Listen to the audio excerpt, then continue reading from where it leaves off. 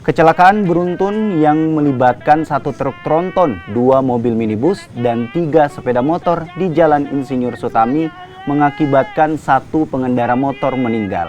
Pengendara perempuan meninggal di lokasi kejadian setelah terlindas truk tronton.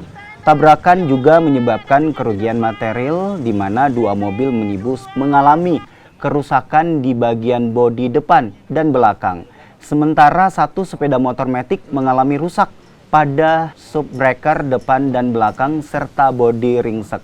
Tabrakan terjadi diduga akibat truk tronton alami remblong di jalan menurun hingga menabrak kendaraan yang berada di depan.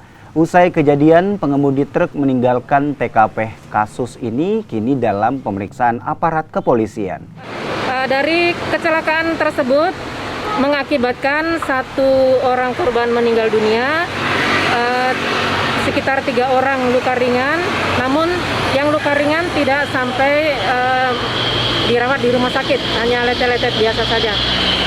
Jadi awalnya itu untuk kronologisnya, Rembang 4 Toyota Hino diduga remnya blong, namun untuk memastikan kendaraan tersebut apakah betul remnya bolong atau tidak, kami sudah koordinasi dengan Dinas Perhubungan. Untuk pelakunya tinggalkan TKP, namun kami masih melakukan koordinasi dengan jajaran yang ada di wilayah pelabuhan. Dalam hal ini Kasat Lantas Pelabuhan, kami sudah melakukan koordinasi untuk melakukan didik kendaraan tersebut.